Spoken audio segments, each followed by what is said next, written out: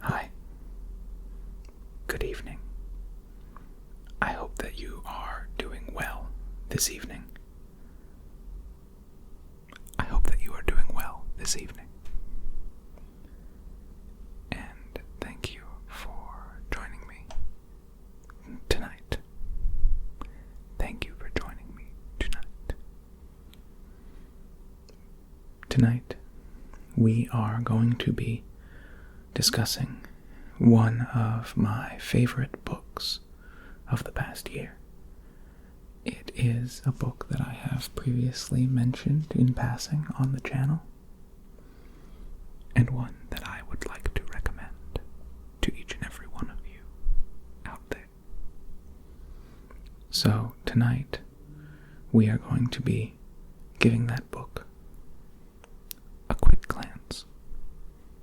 I'm going to be sharing some of it with you, some of my favorite moments from some of the earlier chapters, and talking about how this book has quite literally changed my life.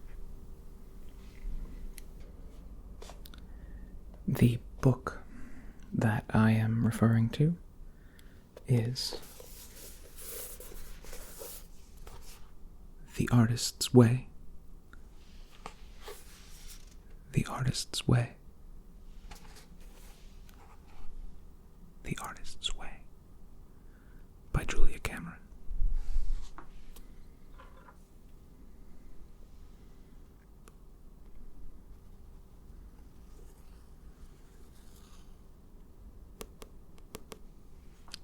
Now, I know what you're probably thinking. You're probably thinking, Greg, I am not an artist. But what I like the most about this book is that it can be for absolutely anyone looking to lead a more creative life. I myself consider myself an artist. I act, I write, I direct, and now, of course, I make ASMR content for all of you. However, in the years leading up to this past one, in the years leading up to 2022, I had found myself not doing very much creatively. I've listened to ASMR for going on 10 years now, and I'd always thought it might be fun to make my own channel and to make my own content, to make YouTube videos, to relax people the way that I've enjoyed ASMR content over the years. That thought's always been in the back of my mind. I remember even testing some equipment I had, some of the equipment that I'm using right now, a few years ago. A sound recorder that I've had for a better part of a decade. The camera that I'm using right now. I remember testing all these things years and years and years ago. But something, whether it was distractions with work, just any number of things,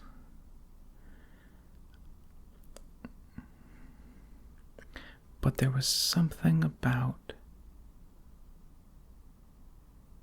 my lifestyle, my thought process, my approach to creativity that was forcing me into a holding pattern. I was stuck. I had the desire, but I couldn't figure out how to make it happen. I knew I had the technical skill. I knew what good ASMR was, in my opinion, the kind that I enjoy, the kind that I'm trying to make.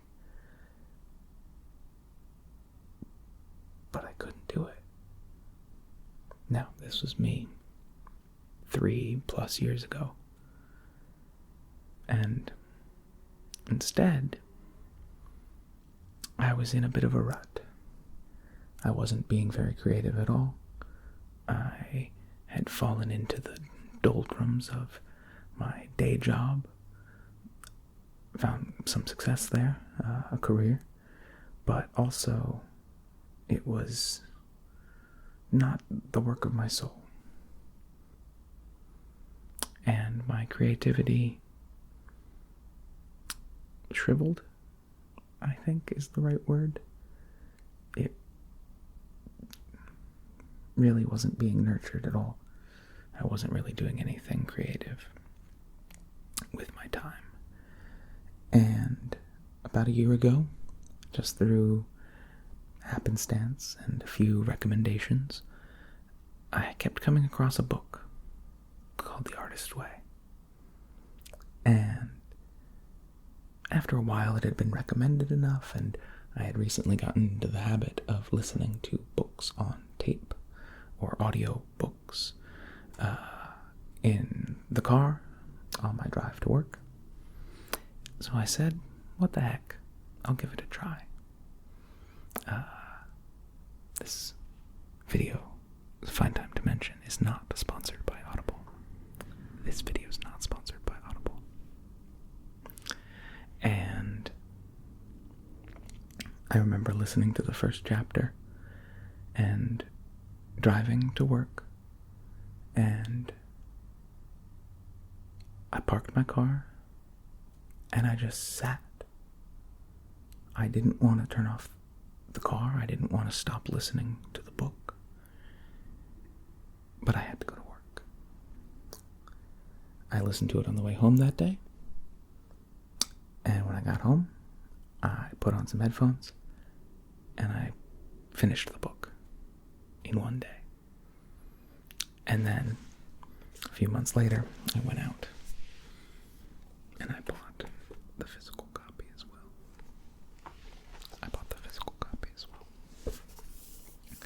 And one of the things that I like the most about The Artist's Way is that it gives you week by week assignments, little things that you can do to encourage creativity, little things that can help you find the right path. And when I say that I think that I want to recommend this to everyone, what I mean to say is that even if you don't think of yourself as an artist, you are still creative. There is a creative energy within you that only you have. And that energy, that spark, that creativity is beautiful, is necessary for the world. And I believe that each and every one of us can live a more creative life and find more and more happiness and meaning in our lives by following this book and using it to begin to think more critically about our own choices, to make conscious decisions that inform our behavior in leading that more creative life. I can't recommend it enough. And I was just dying to share it with you all. So tonight, I just want to flip through some of the pages, read a couple of excerpts that I've chosen for you, maybe talk a little bit more about my journey, and hopefully we can have a nice, pleasant evening together. So, if you would do me the honor of finding a comfy chair, or laying down in your bed, or on the couch, or just in any comfortable setting, sit back,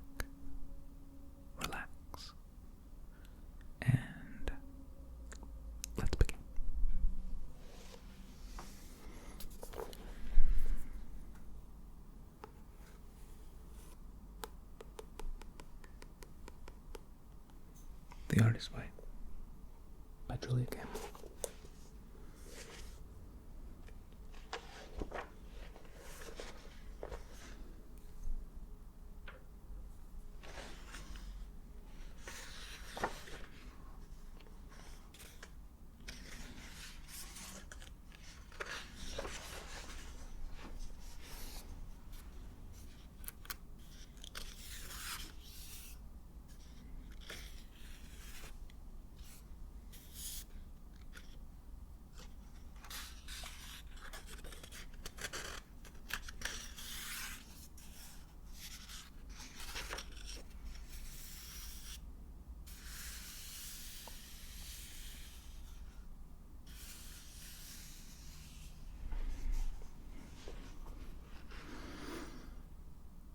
One of the first assignments in the book, challenges, tools, is something that Julia calls the morning pages.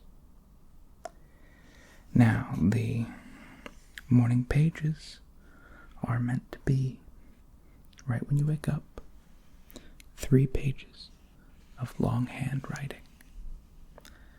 I keep a notebook next to my bed, and instead of scrolling on my phone or hitting the snooze button, I grab the notebook and a pen, and I write while I'm still in bed, cozy, warm, but not quite ready to start my day. Now, the morning pages are meant to be free association, brain drain. They are meant to be whatever comes into my mind goes down on the page. 3 pages, no matter what. And what often can happen with the morning pages is that stream of consciousness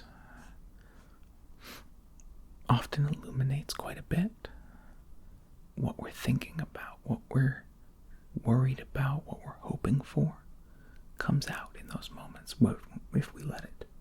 If we let our mind truly run wild, and as fast as our hand can write, we keep up. And there's no wrong way to do them. There's no wrong way to do the morning pages. These daily morning meanderings are not meant to be art, or even writing, if you're a writer. I stress that point to reassure the non-writers working with this book. Writing is simply one of the tools. Pages are meant to be simply the act of moving the hand across the page and writing down whatever comes to mind. Nothing is too petty, too silly, too stupid, or too weird to be included.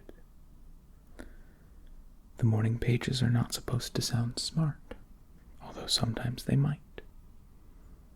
Most times they won't, and nobody will ever know, except you.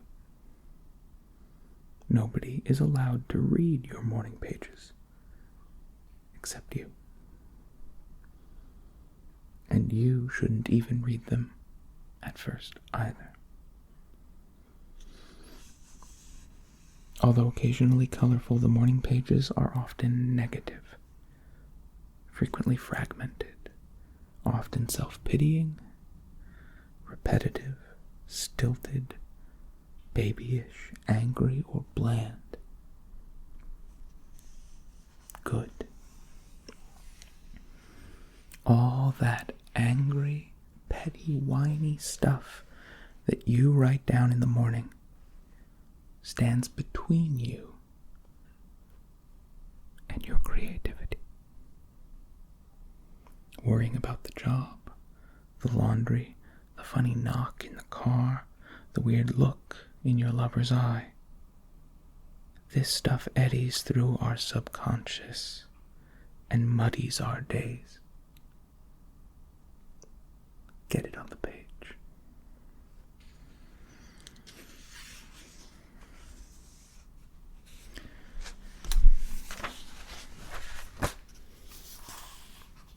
Throughout the book, in the margins here, and this might be for the 25th anniversary of the book, are little quotes from different artists, authors, talking about the topic on the page. There's a lot of talk of inspiration, flow, creative output, and plenty of people have had musings on the subject.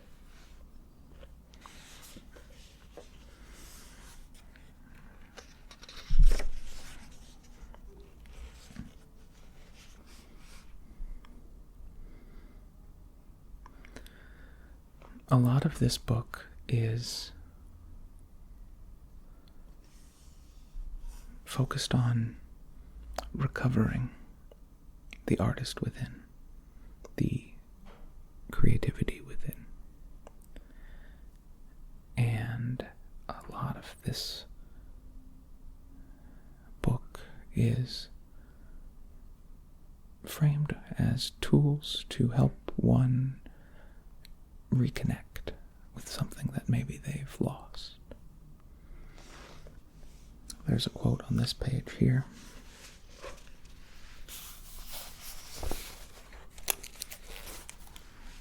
From Pablo Picasso. Right up here in this section. I'm not sure if you're going to be able to see it. But it says, "Every child is an artist.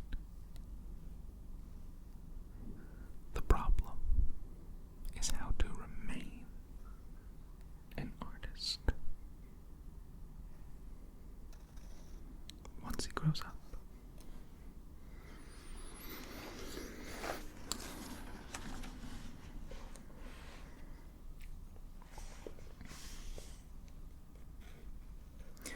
On this page, she talks about how creativity is a resource.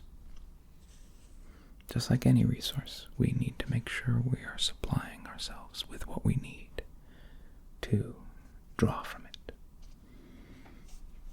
If you live a creative lifestyle and have often worked towards a creative endeavor or even a work endeavor, you might find that at the end of that project, that piece, that thing that you were striving for, you might feel depleted, empty, lacking motivation to do the next thing. This is something that she refers to as needing to fill the well or restock the pond, to use a fishing metaphor.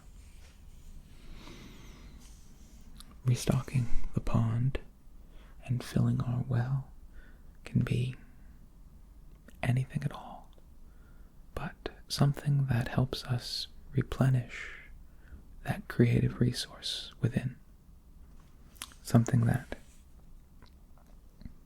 allows our work to continue and to not dry up. Our work dries up and we wonder why, just when it was going so well. The truth is that work can dry up because it's going so well. As artists, we must learn to be self-nourishing. As artists, we must learn to be self-nourishing. We must become alert enough to consciously replenish our creative resources as we draw on them, to restock the drought pond, so to speak. I call this process filling the well.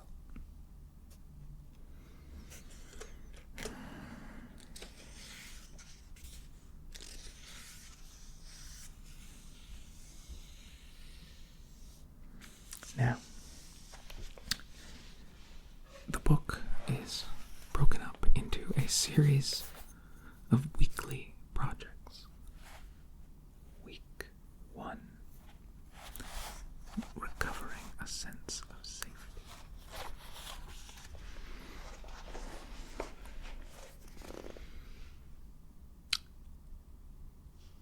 Now, as artists, or as creatives, we've often probably been told to keep that in check, to be more normal, to fit in. We might even have taken a career as a shadow artist, often being adjacent to the career or the path that we would rather take.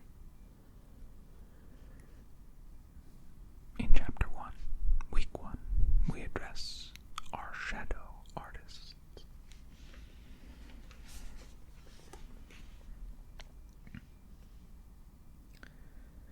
One of our chief needs as creative beings is support. Unfortunately, this is hard to come by.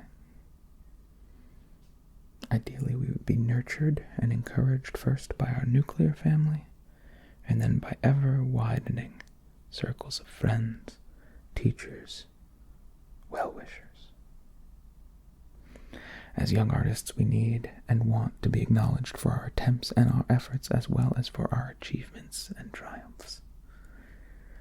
Unfortunately, many artists never receive this critical early encouragement.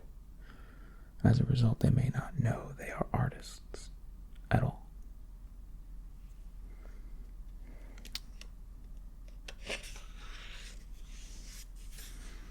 I know that even in situations where that reinforcement, that encouragement can come, that it can still easily be bruised or battered. And it takes a lot of confidence to be a creative, to be an artist. It's a brave thing to do, because if you're doing it right, you're putting yourself out there. You are exposed, seen, and that can be a scary thing for a lot of people.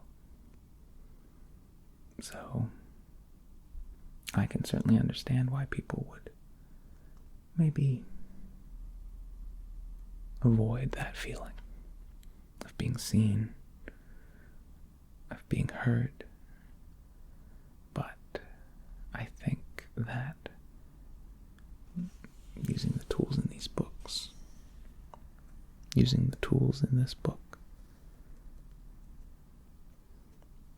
can build a solid foundation to alleviate that fear to some extent.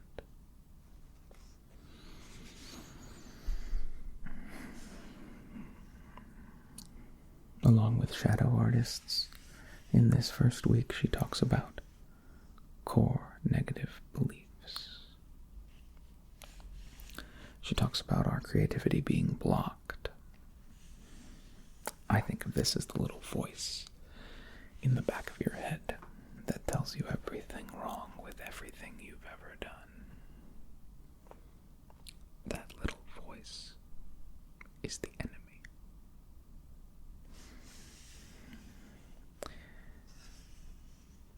Core negative beliefs.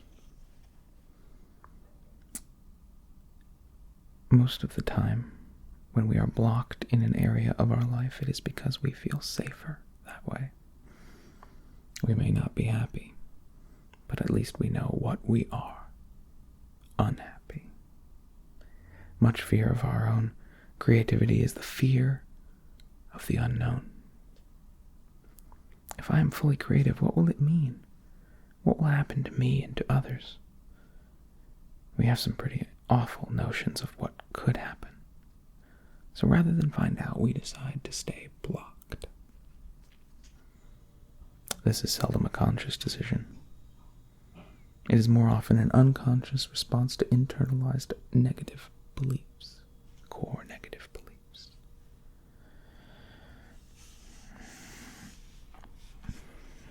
here is a list of commonly held negative beliefs. Everyone will hate me.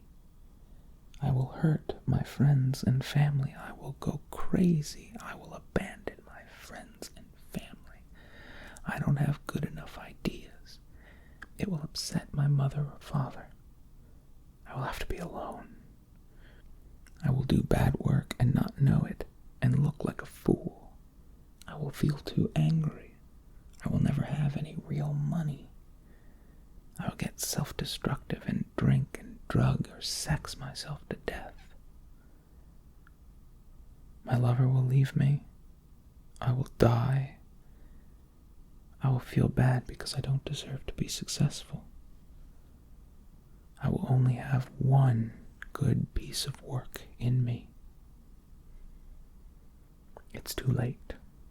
If I haven't become a fully functioning artist yet, I never will. None of these core negative beliefs need to be true. They come to us from our parents, our religion, our culture, and our fearful friends. Each one of those beliefs reflects a notion we have of what it means to be an artist.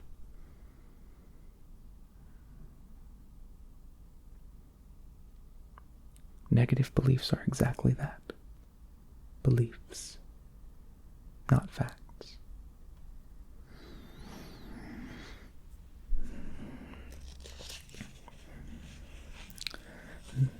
On my publication of this book, this is on page 31. But when I was listening to this as an audiobook first, in that car ride, this was probably about where I got to work, I think. Because I remember thinking, okay, this is a fine book, I enjoy this. And as she was reading the core negative beliefs and saying things that I had specifically thought prior about myself, about my work, about what it means to be alive,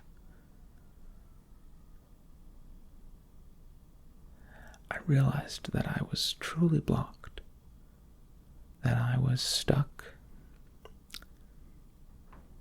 that I was blocked, that I was stuck.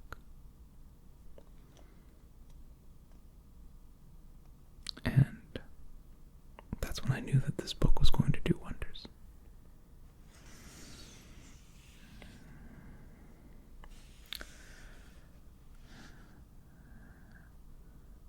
What you are is scared. Core negatives keep you scared. The bottom line is that core negative beliefs, personal and cultural, always go for your jugular. They attack whatever vulnerability they can latch on to. Some positive alternatives to the negative beliefs. Artists can be sober, sane, solvent, responsible, user-friendly, faithful, saved, happy, discovered, and recovered.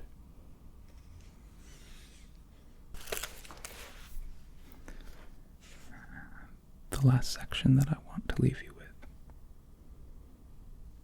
because I do hope that you seek out this book. It helps you live a more creative life.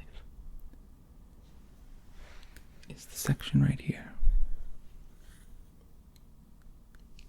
on attention.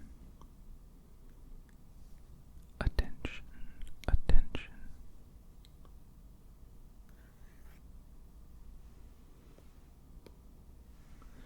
Very often, a creative block manifests itself as an addiction to fantasy. Rather than working or living in the now, we spin our wheels and indulge in daydreams of could have been, would have, should have. One of the greatest misconceptions about the artistic life is that it entails great swaths of aimlessness. The truth is that a creative life contains great swaths of attention. Attention is a way to connect and survive.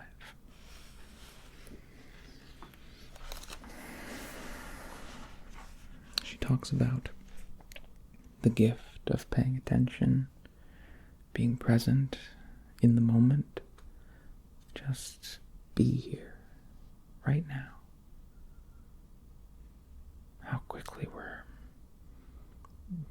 given any free moment, we decide to spend it in the future, worrying about what might happen, or in the past, reliving a mistake or an emotion.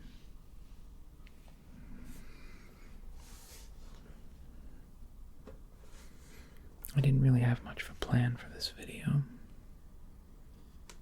How to start it, how to do anything about it in the middle, or how to end it. I figured I would be paying attention to you, to the book, to the ideas and the thoughts that have implanted themselves in my mind since reading it now multiple times. But I hope that if I can leave you with anything, it's that we can find great joy in the present by paying attention to right now. I truly believe that the colors get brighter, the sounds get more alive. So, if you're still watching, if you haven't closed your eyes and gotten ready for some sleep, I'm just going to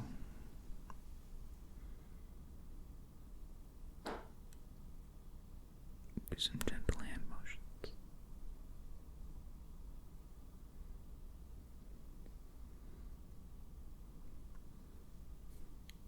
I find hand motions to be quite relaxing. But I never know exactly what makes them tingle worthy.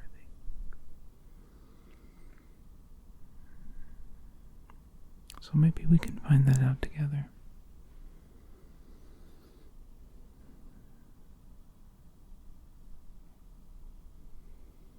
Maybe we can figure out what makes a tingle-worthy hand motion.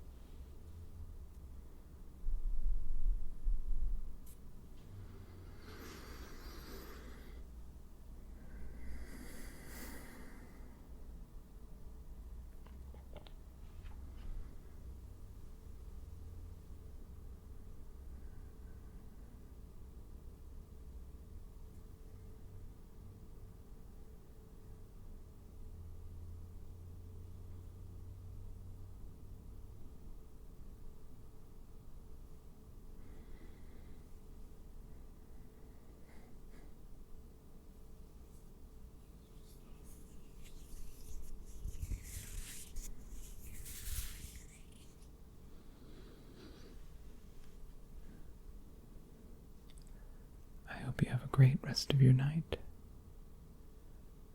I hope you have a peaceful sleep. I hope you enjoyed this video. Please let me know.